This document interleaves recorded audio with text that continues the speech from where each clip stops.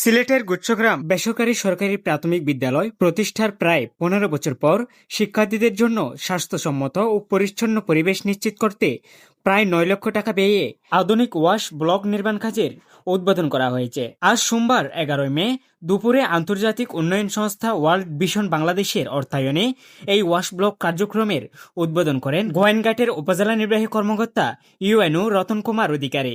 নতুন এই ওয়াশ ব্লকের কাজ শুরু করায় ওয়ার্ল্ড ভিশনের প্রতি কৃতজ্ঞতা জানিয়ে অভিভাবক, শিক্ষক ও শিক্ষার্থীরা বলেন, আমাদের বিদ্যালয় প্রতিষ্ঠা হওয়ার পর থেকেই কখনোই শিক্ষার্থীদের জন্য স্বাস্থ্যসম্মত স্যানিটেশন ব্যবস্থা ছিল না।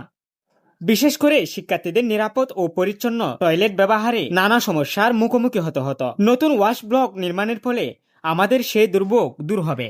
ওয়াশ ব্লক নির্মাণ কাজের উদ্বোধন শেষে ইউএনও রতন কুমার অধিকারী বলেন, শিশুদের সুস্থভাবে বেড়ে ওঠার জন্য শিক্ষা যেমন গুরুত্বপূর্ণ, তেমনি প্রয়োজন নিরাপদ ও স্বাস্থ্যসম্মত পরিবেশ। এ ধরনের উদ্যোগ শিক্ষার্থীদের জন্য সচেতনতা বাড়াতে গুরুত্বপূর্ণ ভূমিকা রাখবে বলে তিনি আশা প্রকাশ করেন। নিউজ ডেস্ক, প্রতিদিনের কাগজ, ঢাকা।